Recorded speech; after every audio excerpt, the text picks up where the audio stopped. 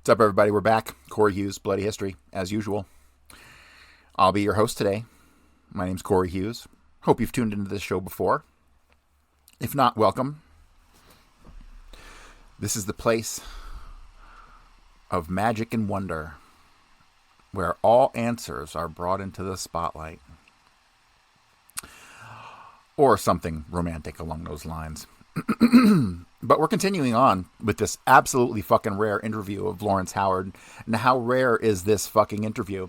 Let me tell you how rare this fucking interview is. I've known Lawrence Howard was one of the shooters in the book depository for, 4 fucking years now, something like that. I started my research in July of 2018.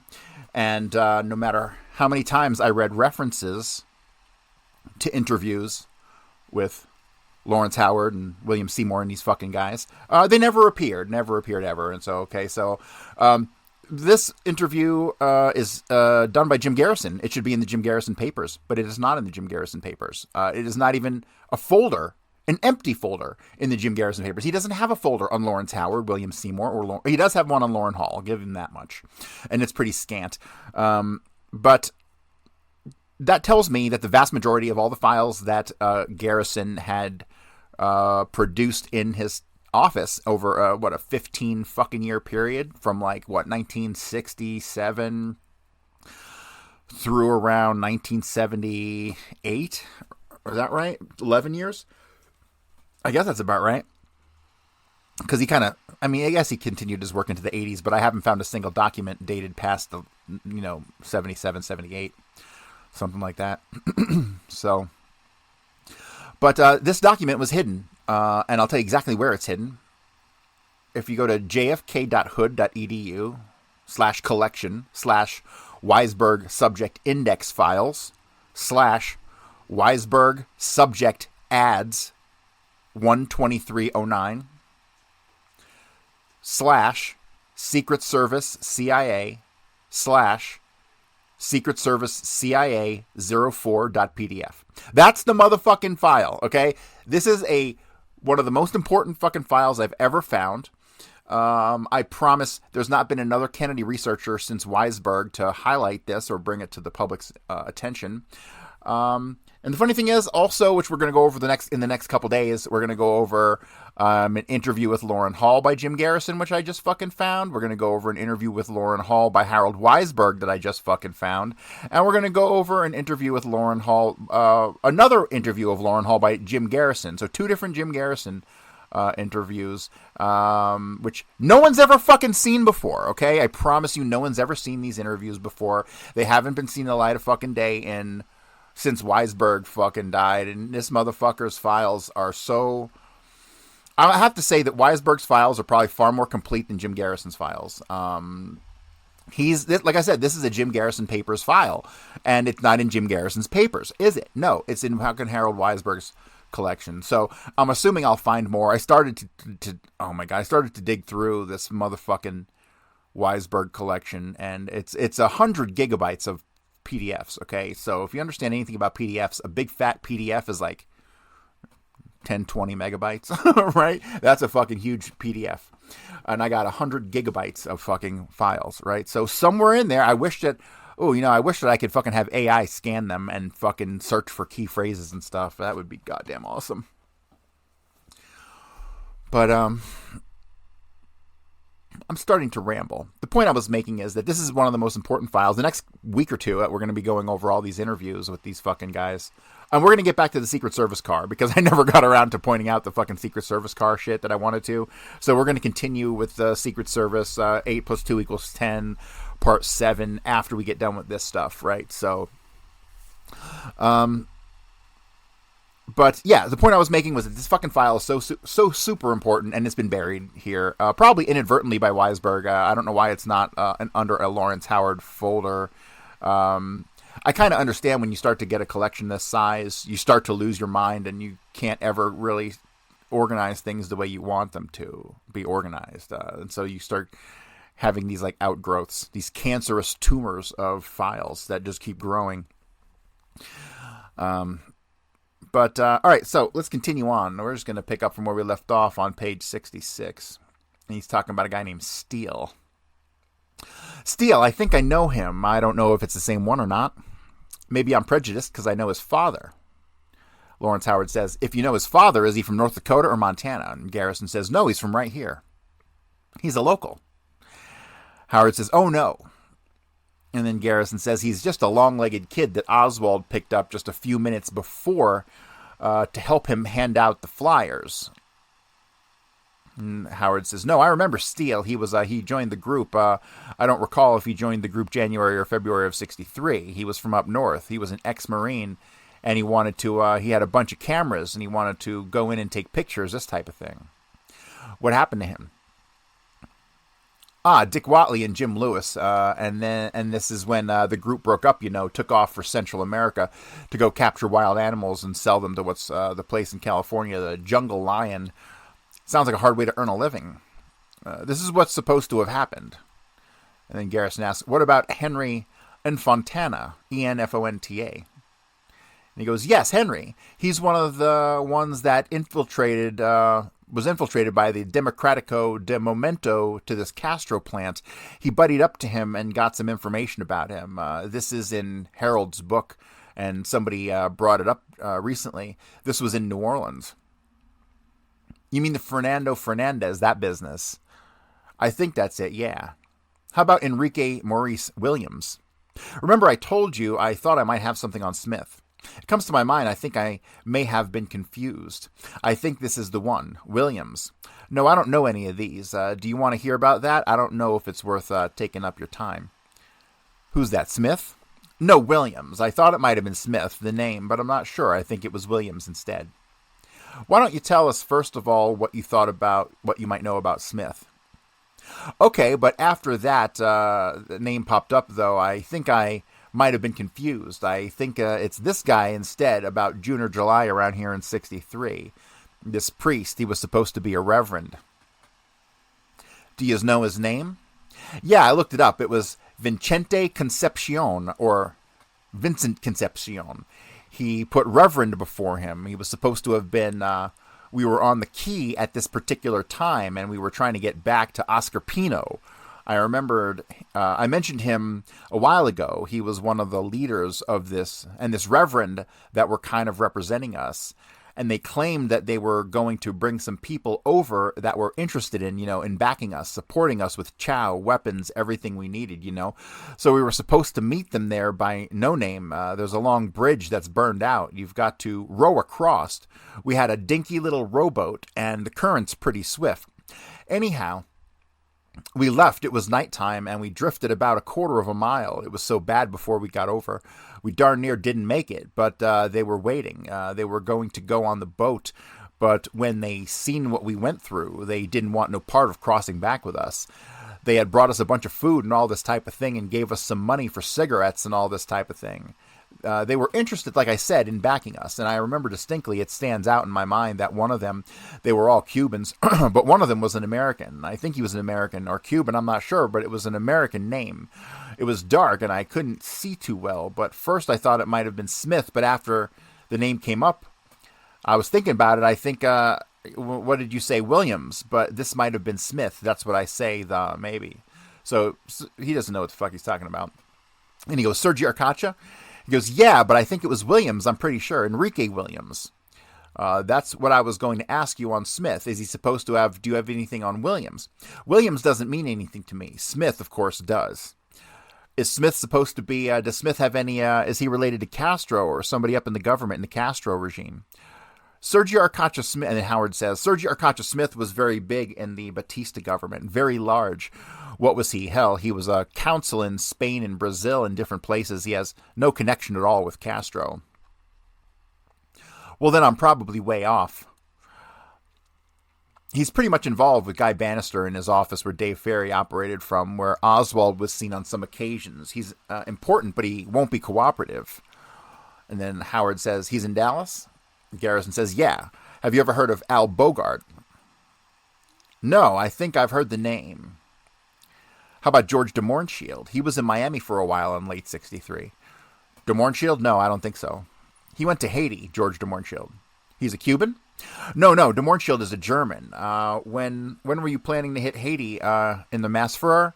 This was in about, it would have to have been about the 30th of September or around there, or late August. De Mohrenschildt came back from Haiti about that time. That's interesting, because he wrote from there and the postmarks were in Miami. I don't remember the name, but just I remember seeing something about something had been sent from Orlando. One or two persons had been sent to Santo Domingo.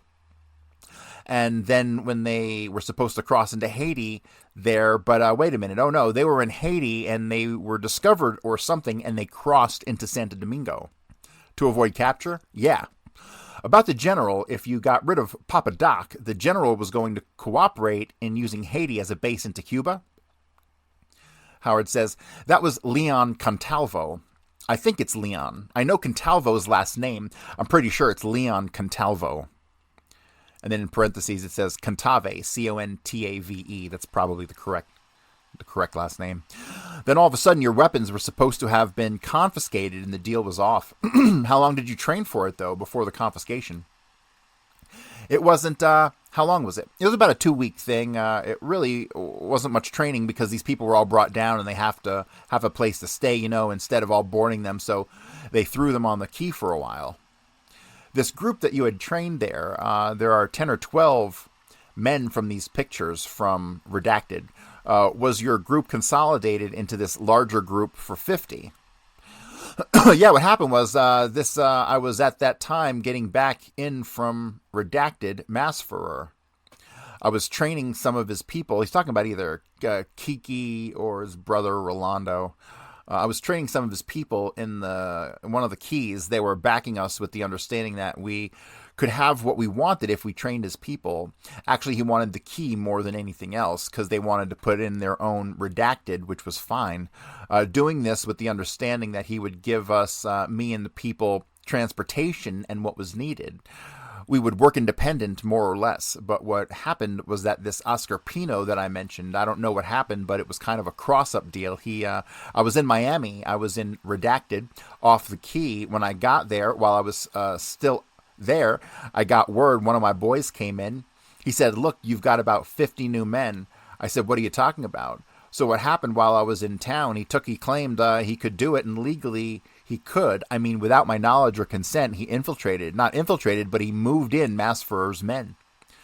Tony Verona? No, Oscar Pino did. So naturally, when Tony Verona found out, he thought I was playing, a double-cross game. What are you doing? Orlando isn't very well liked by anybody, and he thought I was kind of playing a game with him. I said, look, I had no knowledge, and it's kind of hard to believe that, that I had nothing to do with it. So what it boiled down to, it was pretty, I was about to be dropped. So I talked, after I went back, they told me that Orlando wanted to talk to me. So I talked to him and made it short. I threw in with him. He put me in charge of his group, and I was with him for a few days. And this is the way it turned out. And when everything fell through, I came back. Did Orlando seem to have any weapons to speak of, or just the men? Yeah, he had the weapons because from what I understand, he brought these men from New York. Most of them came from New York, and they were all working. And darn near each man supplied his own personal gear and his own weapon and so much ammo. Now, these were brought down in various cars, and they were hidden someplace. What did their equipment, their shoes and clothing look like? It was all military gear. New shoes? Yeah, it was all good gear. Really good stuff? Yeah, it was military. It was military gear. But these, I checked around, and this was stuff that the men had bought, in surplus. I don't think this was the CIA. Nevertheless, it was pretty good stuff. Yeah, they had some good, because they gave us some samples of some of these weapons. Some of the men weren't familiar, and what kind? Oh, we had grease guns, and we had, but I see again, you had grease guns? Yeah, not Browning machine guns. No, we had Brownings too. These guys you're talking about, they had grease guns. Yeah, we had grease guns. We had carbines. We had various weapons. I mean, they were just, one of each were brought down, for orientation, for training these people. What happened to this project? What went wrong? Well, we were moved off the key. I think Harold and you and somebody else showed a keen interest. They claimed that there was a tip-off because the Coast Guard Customs moved in. We were leaving. I don't know if there was a tip-off, but we were leaving anyhow. We took off from the key in different groups. We had already made arrangements for groups of you were headed to Miami, to different houses, spread out the men. And from there, we'd collect them, in small groups and go for the boat. But in between all this happening, all of a sudden, Alondo was arrested. And, okay, so let me just clarify some things here. So they keep changing the spellings here. So if I'm not mistaken, it was Rolando Masferrer and Kiki Masferrer. But they keep changing the spelling of Alondo from Olondo to Alondo, and I'm pretty sure the person they're talking about is Rolando Masferrer, not Alondo. I don't know why this name keeps popping up here. And yet there was never, that I know of, there was never any public, publicity on it or something like that, that would have made it. This was September? No, it was it was about August of 1963. I'm pretty sure it was in there. It was just when I came back. Were you going to go along with the hit on Haiti? Pardon? Were you going to go along with the hit on Haiti? I say this and then you want to use it against me. No, this won't come out. Yeah, I was going. Yeah, I was put in charge of his troops. Garrison asked, well, you had some people there that when the time came, they just dropped a nickel on it. Doesn't it sound like it? What about the caliber of these guys from New York? Were they pretty sharp? Had they been through? A lot of them had been through Fort Jackson, but they were just sharp, What age did they average? Oh, 21, 22. And they could shoot. Did you see them handle weapons? Just a few. See, they weren't stuck in the key for really training, just kind of a holding. Did you have anything? Did you have anything like a 30 caliber air-cooled machine guns? No, they didn't have anything like, no heavy weapons? No heavy weapons. Did you see the boat they were going on? No. Somebody ended up, I don't know who, but I believe the weapons were confiscated. I believe the weapons were sold off, and somebody ended up pocketing the money and say they were taken away from me. I lost them all. They arrived at the key with their individual weapons? No, they arrived with their individual gear, but no weapons. The only weapons brought down were like grease guns, different types just for assembly purposes. This is all. The weapons weren't brought down, just a few. Were there enough weapons for every man to have one? They claim there was. I didn't see them now, but each man had, Were they going to get weapons later? Yeah, they were supposed to be at some safe place. But they did have enough of each weapon on hand so that every man who was to use that kind of weapon could become familiar with it. Well, I don't know if they didn't have enough. Everybody had their own weapon. They were left somewhere else, but they didn't know there were various assortments of weapons. But they brought down these different weapons, and so everybody could get familiar with them anyhow. They weren't all going to be armed with grease guns. Did you have any grenade launchers? No, well, grenade launcher, all it is just, you've got an 0 for 3 on it. Pardon? You've got an 03 rifle for it. Yeah, and you've got your M1 Grand in your snap-on launcher. Yeah, but you didn't have any. Oh, we had them, grenade launchers, but you can go anywhere and buy those. That's nothing there. How long would you say Masferrer was around there? Oh, roughly, that I know of, at least 2 weeks anyhow. That many men showed up that quick? Approximately 50 men were put on the key aside from what I had. Did you get any new explosives with that? No. What were you working with? Plastics? We had plastics at times, and TNT and dynamite and redacted and fuse caps. These things aren't... I know, but I'm trying to find out if the men brought anything new with them in the way of explosives. If they brought anything from what you've been working with. No. What any other types? What types of guns did they have? They had FNs. You see what they brought. I think they brought down an FN grease gun, M1 carbine, your M1 Grand, your bar, your 45 automatic, and a couple 03 Springfields. I think this is it. Just one of each. They were just brought down for training purposes, disassembly and assembly of them, and there was ammo, a little ammo, but not enough for everybody to fire. We just gave demonstrations on firing, but everybody, as a matter of fact, hardly anyone fired. You never had any of this fancy stuff like any of these automatic pistols or anything like that. No shoulder stock in this type of thing. Yeah. No. Did Masfer stay there in the key or did he stay in Miami? No, he stood in Miami. Pretty high level, isn't he? I mean, his contacts. Well, he was pretty, he was a senator in Odienta Providence in Cuba. He was what? Senator in Odienta, that's in Cuba. He had his own little army?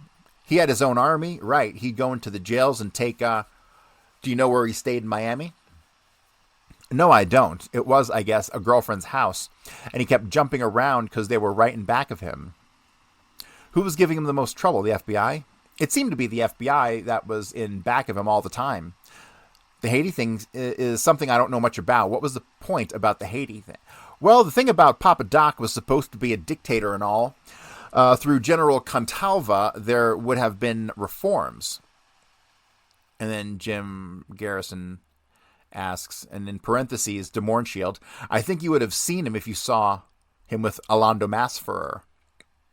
The ones I know from Alando were Kiki and Wajito Perez, Antonio.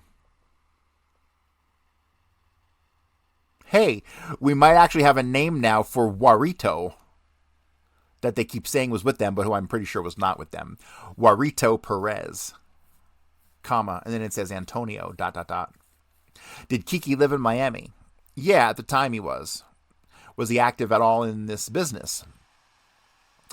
He was in with his brother. Actually, they weren't involved too much with anti-Castro. What I mean, this was anti-Castro thing, but it wasn't a direct, it wasn't an indirect anti-Castro, in other words. Did Kiki practice dentistry or whatever it was?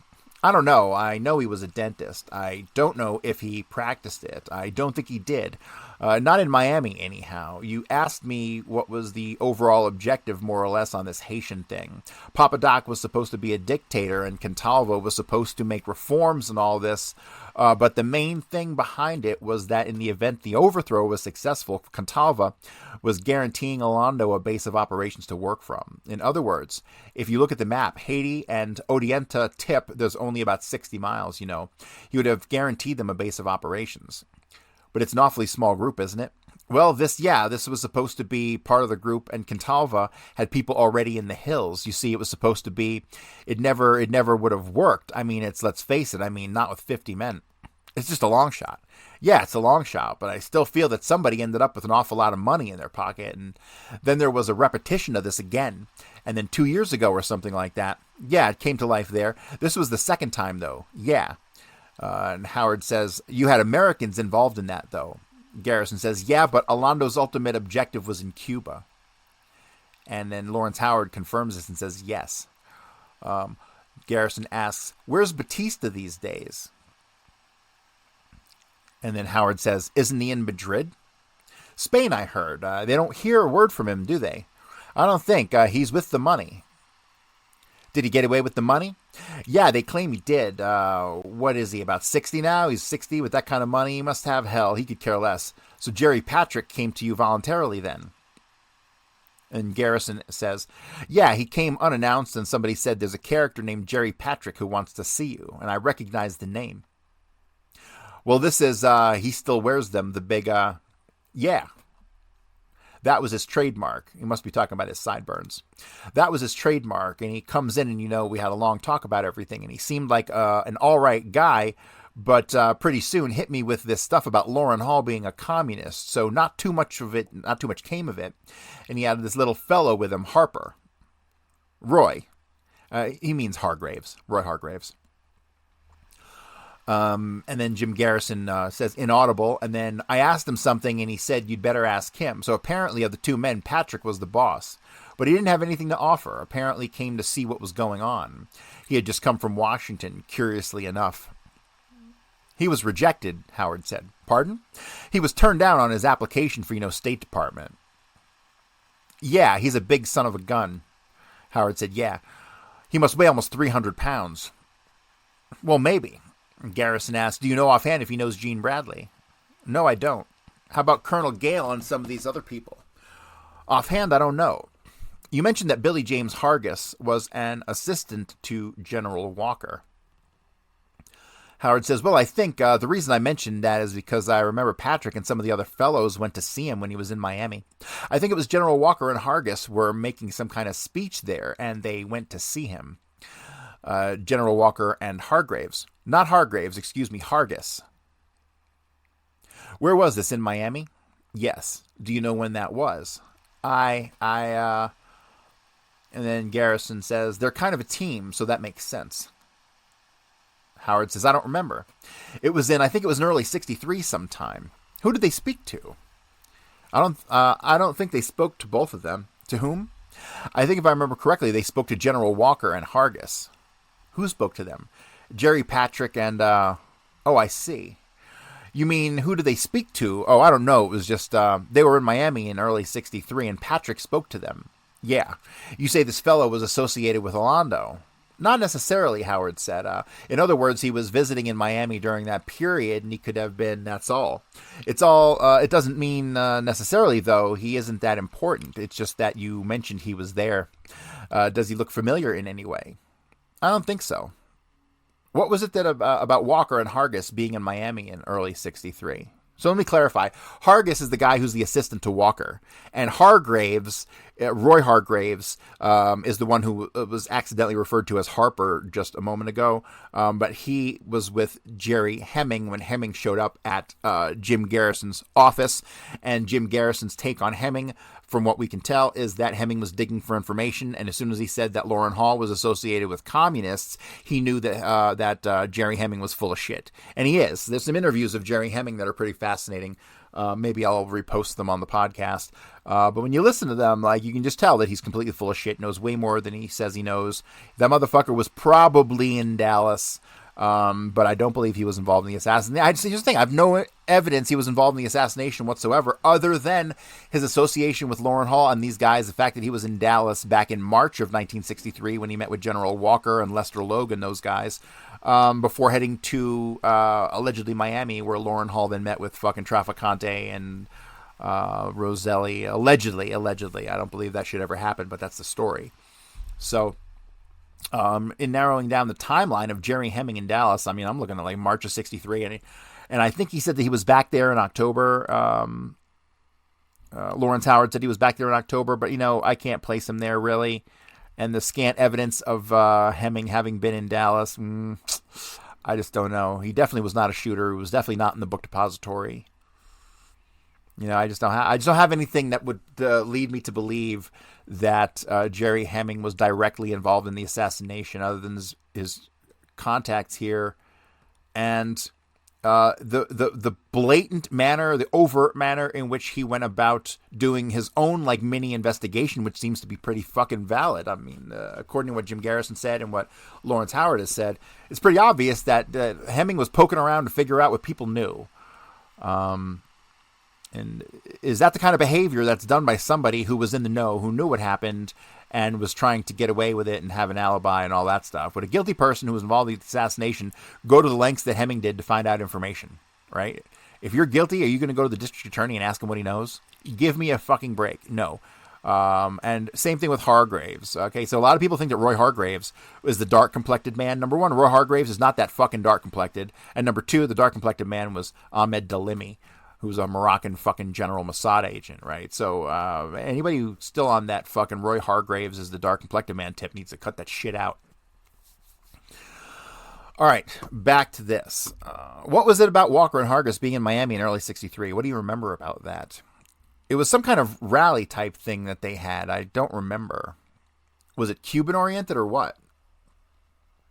I don't know. I just don't know. I remember it was some kind of rally and Jerry was going up there and had some kind of fellows that were going up to meet him. Who set it up? I don't know. In other words, that Patrick left to go to the rally. All right, so let me pause right here. So if you'll remember really quick, Jim and Jerry Buchanan, who were associates of Frank Sturgis through the anti-communist brigade down in Miami in early 1963, it was the Buchanan brother who worked for the the Pompano Sun-Sentinel newspaper. And Frank Sturgis described him as one of the propagandists for the Anti-Communist League.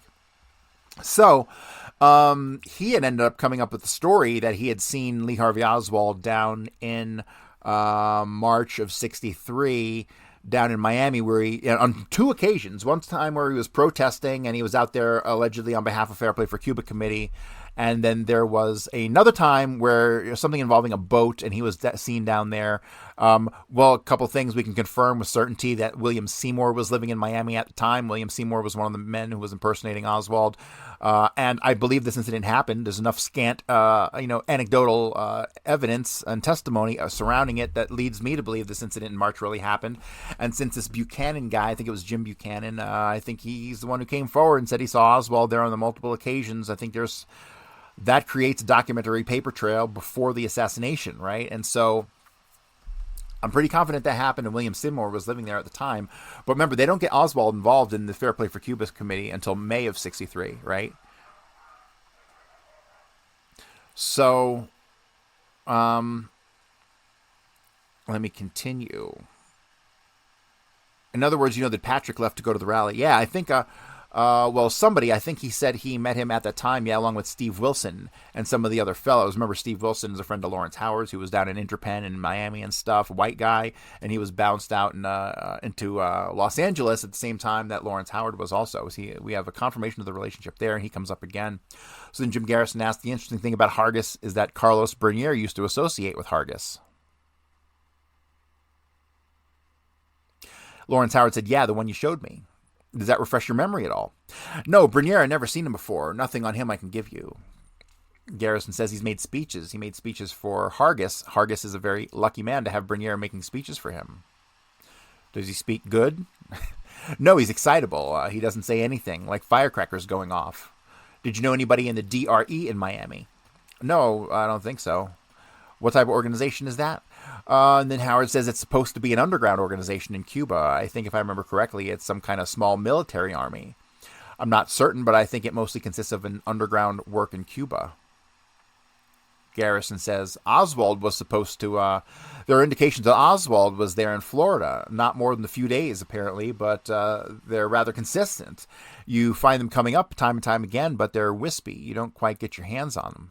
And the individuals who initially claimed they had the information since then say nothing about it. Redacted were in Florida on DRE, which is something of a coincidence because Bernier is DRE.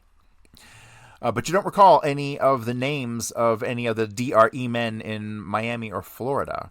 Howard says, no, I had very little. Actually, I don't even know anything about the DRE, just what I've heard about them. Garrison says we can't find out what he was doing in Florida. He pops up in Miami. He was handing out Fair Play for Cuba pamphlets in Miami. They had him doing that, and they apparently decided not to use it in the Warren Commission because it never came up as to the surface. But they even had him redacted as far as east as that. But they even had him redacted. Why would they redact that? It's longer than Miami. So we want to make it very clear that you've been very helpful.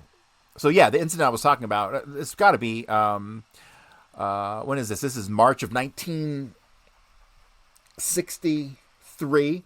This would be 2 months prior to Kerry Thornley's, I'll call it Kerry Thornley's black hole of his timeline, where Kerry Thornley dips to Whittier, California, allegedly in May of 63, when he doesn't return until September, and there's like a whole vacuum of Kerry Thornley activity in that month.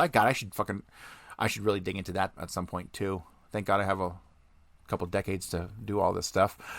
But it was either Kerry Thornley in Miami or William Seymour. William Seymour was there. But here's the problem. If it was William Seymour, all these fucking guys would have known him, right? All of these people who were involved in this anti-Castro stuff and definitely Sturgis, right? And all these fucking guys who were saying Oswald was seen down there. If it was William Seymour, they wouldn't have said that, right? They know William Seymour. So I'm inclined to believe it was Kerry Thornley, because it was definitely not the real Oswald, or our Oswald, let me say that. Howard asks, is there any way now that I can help you? Is there anything I can do? And Garrison says, the most interesting area, actually looking it over, the most interesting area to me was really coming to the end there about the Massfer thing. Is there any more you can recall about that?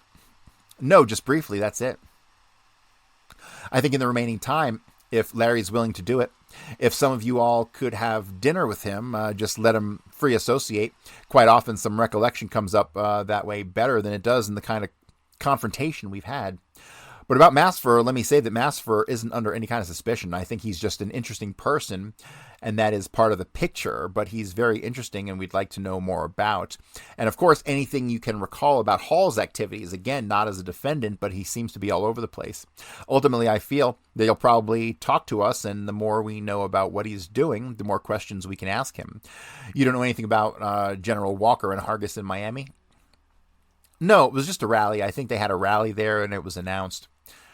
Patrick mentioned General Walker in one of his letters, said that General Walker is going to make his element available in some of the activity. Howard says, I remember some scuttlebutt about, this is just scuttlebutt though, somebody saying about, all these Cuban organizations are always haggling among them. Everybody wants to be a top dog. And I think there was words to the effect that they all might unite under one man. And that one man at the time, I think, was supposed to be General Walker. This is just something I've heard someplace. And then Garrison asks, redacted, if the Cubans unite under General Walker. I don't know. This struck me as kind of, when did you hear that? This rumor was back in 63, I guess July, something like this. And this is nothing that it's just something that I've heard somewhere, I'm pretty sure. Well, one thing about it, the invasion might not have been successful, but would have been colorful. Well, this was before the invasion, after the invasion. After the Bay of Pigs, the proposed idea was to have anti-Castro activity headed by Walker. Is that it? Pardon? Was that anti-Castro activity with Walker at the head? Yes. Was it generally accepted that he was interested in the anti-Castro activity? I don't know. Just something I heard down there that he could have, or words to this effect. Do you know, have you ever heard anyone associate with him besides Billy James Hargis? No. George Martinez Soto? Soto? No. I know Soto Lango, but not a Soto. What Cuban group would General Walker have to appeal to as potential leader? I don't know. At the time, Consejo was kind of recognized as the top Cuban organization. I guess I don't know. This is just an assumption. I guess if anyone, it would have been that group. How do you spell his name? Who, Consejo? Yeah. Consejo, I think. And what organization was he with? Oh, no. This is an organization, Consejo. I'm not familiar with this organization. Well, this is the one I can't think of. This is the top one. This is the one Cardona resigned from, and then Tony Verona took over. The Revolutionary Council. Yeah, I see. The Revolutionary Council might become headed by General Walker. I don't know. He had asked me what group I thought might. This is the biggest group, or was at that time, I think. That would have made the guy you were working for on No Name Key redacted towards Walker's political philosophy. I don't know what the fuck that redaction is. I don't follow you on that. Tony Verona over Consejo. Yeah, but this was before Tony Verona. Oh, about that time, I guess. Yes. So that would have made Tony and General Walker with understanding. Well, I don't know if he took over. If it would have, if it were true, he would have taken. Verona would have to step down a little. And then the next question is fully redacted. The answer is I don't know. And Garrison says, how did Tony feel about General Walker? We never discussed it. And then Jim Garrison says something redacted. Sergio Arcacha's boss. He was head of the Revolutionary Council there. Okay, so Tony Verona was Sergio Arcacha's boss at the DRE. So why they would redact Tony Verona's name when it's already fucking in the previous paragraph is unfucking known to me. Well, I'm not quite sure that Consejo was the same one as the... And then Jim Garrison says, they had him here with the Cuban Revolutionary Democratic Front. Sergio Arcacha was running it, but really was a fundraising project for himself. They got kind of tired of him, and somewhere along the way, they changed the name to Revolutionary Council. I think they tried to unite. I don't know, because I'm not familiar with this with these organizations. Garrison says, then he went on to Texas, first to Houston, then to Dallas, but Tony Verona was the man for whom Sergio Arcacha worked. I don't know. Well, I'm telling you that we know because when he failed to pay his bill here, we got a copy of the letter from the owner of the building, Tony Verona, asking for the money. They got a polite letter with no money as a reply. Howard says, I didn't know this. This happened with several Cuban organizations. I mean, a lot of this money doesn't trickle down to where it's supposed to go. A lot of these guys are living high off the hog. And then Jim Garrison says, it's very interesting. The idea that when rumor, and of course, and I understand it was a rumor, was around the Cubans might unite under General Walker was kind of all over the place. Did most Cubans hear it? I heard it from a few people, but I don't remember, though. I remember hearing something about it. That's why I brought it up, but I can't pinpoint it. But I do remember hearing something about General Walker or something like this. Maybe, hiring him, something like this. I remember definitely hearing something about it. Do you think Hall would have gained in any way if that developed, Loren Hall? No, Hall didn't. I mean, I could be way off, but my personal belief is he didn't have any concrete contacts or endorsements. Jim Garrison said he seems to be mostly talk. Yeah, a lot of what I found is just talk. And how would you compare Patrick to him? Well, Patrick is sharp, though. I mean, Patrick knows the people. He's been burned out for some time, though, because of various things. They're a little leery of him. A lot of people are scared of him. I mean, I don't mean individuals. I mean groups. They distrust him. This isn't scuttlebutt. These are facts. I won't have anything to do with him because there's been too many things that have been aborted at one time or another. But Patrick's entirely different. A different cut from Hall. I mean, they both at one time or another ended up with money, I guess. In other words, Hall apparently, as far as never got any real money from Dallas. He'd go to get it, but he never would come up with anything. Well, the only incident that I know he's been in Dallas, I've read now he's been there several times, but the only time I know he was actually when I was with him. Said he got about $300, I think. I don't know whether he got more. I don't know, but Hall he knew a lot of people and had a lot of names, but actually a lot of people that he was supposed to know didn't know him. And had no concrete ties. I don't know how to explain it. Just Patrick has some real ties in Dallas. Well, Patrick, yeah. Well, I don't know about Dallas. Redacted. He had ties. And then Lawrence Howard says, yeah, in the Miami area, though. Patrick definitely had ties, but he, after a while, he got burned out. I mean, because people... What was the relationship between Patrick and Mas Ferrer? They knew one another. I don't know whether Patrick was on a lot of plots and raids, and not actually raids, but going to do this and that, and jumped around quite a bit. This is why a lot of people were leery of him. He seems to have a lot of knowledge, detailed knowledge of what was happening. His letters indicate that he had, but at the same time, he seemed to be searching for something to do. He was kind of restless at the inertia of the situation. Yes, I fucking totally get that about these guys. He was restless. All of these guys were restless, right? They got out of their military stuff and they start hooking up with Jerry Patrick and Jerry Hemming and these guys down in No Name Key. He hooks up with Kiki and Rolando Masferrer. And they are wanting to do stuff because this is just a job for these guys. This is what mercenaries do. They don't know anything else, right? So after the assassination, when all this fucking stuff came to a crashing halt, all of Hall's activities, all of Kiki Masferrer's activities, everything involving Eddie Bayo and all that stuff, that all just disappeared. Vanished into thin air, right? That's when you get these guys fucking scrambling for something to do. They end up working bullshit jobs, welding jobs and at IPCO hospital supply and a whole bunch of other bullshit jobs, right?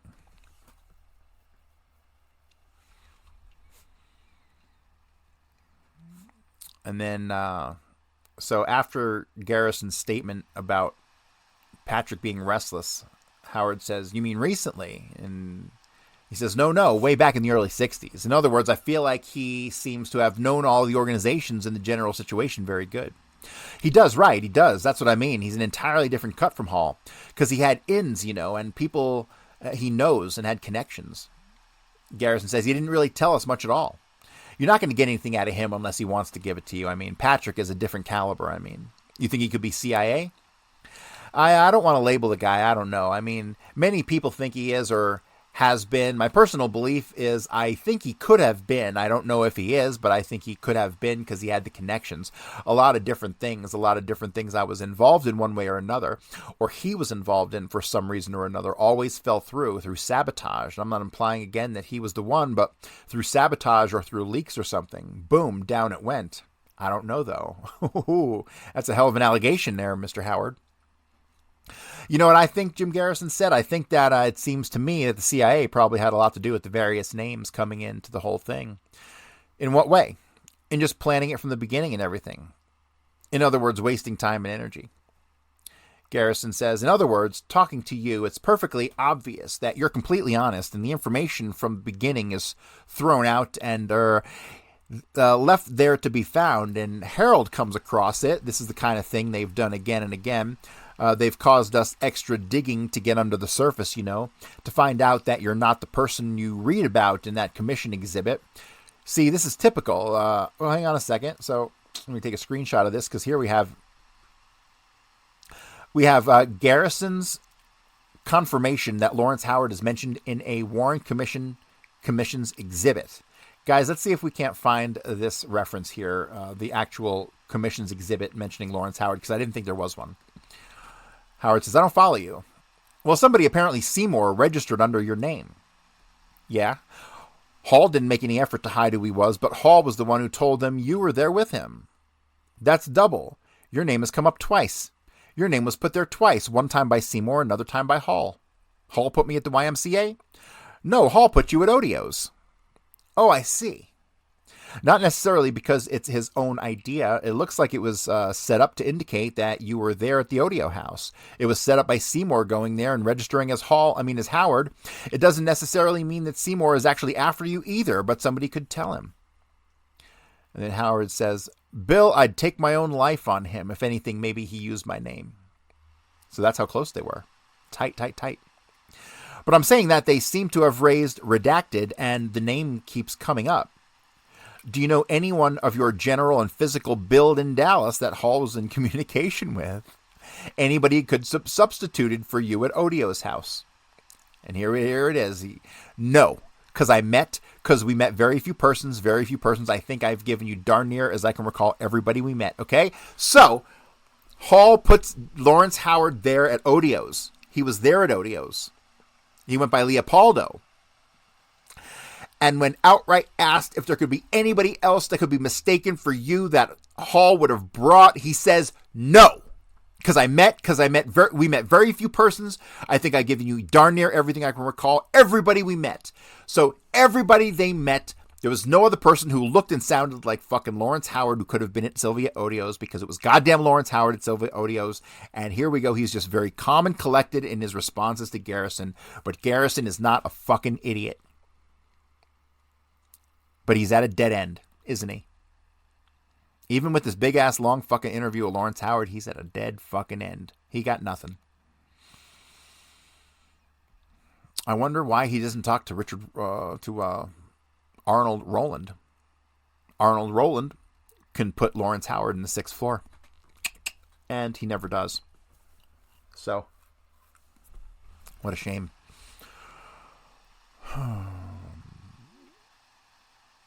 Garrison says even when he gives his revised version and said it wasn't, then he brings Howard back again. That's the 3rd time he's put in. He's protecting somebody by using your name as being them, you see? Somebody was with them then. He says it was you. Obviously it wasn't you. I was with him all the time. I mean, most of the time in Dallas. So here we go again, confirming there's no other person that could have been except for him. And the question is from Garrison, but they intended, if anything ever came of it, for you to be identified as the person who was there because Hall told Seymour to register under your name at the YMCA. That puts you on the scene with Hall. Hall makes no effort to hide his name. The only way Seymour came up is by the accident of arrest. If you get the arrest record, you can't get them now, but it's now. And that's the end of the fucking tape. So this conversation continued, but we don't have it. Oh, it was starting to get good at the end there. But this is killer stuff. Killer stuff. This is the only interview of Lawrence Howard I know about. If anybody else has seen another interview of Lawrence Howard in any context whatsoever, please let me know. I don't believe it exists. That's going to do it for today, guys. Tomorrow we're going to come back and we're going to do one of these other interviews. Either one of the Garrison interviews or the Harold Weisberg interview of Lauren Hall. And so, guys, if you haven't bought the book, please buy the book. I'd appreciate it. And if you want a signed copy of a book, I have 2 hardcover books left. 2 hardcover editions, signed copies. They're $75 each, shipped domestically only, unless you want to drop $50 for shipping to Canada and $100 for shipping to Europe, because that's how much it is these fucking days. But I will be back tomorrow, and we will be continuing along this theme. But thanks, everybody, and I'll see you then.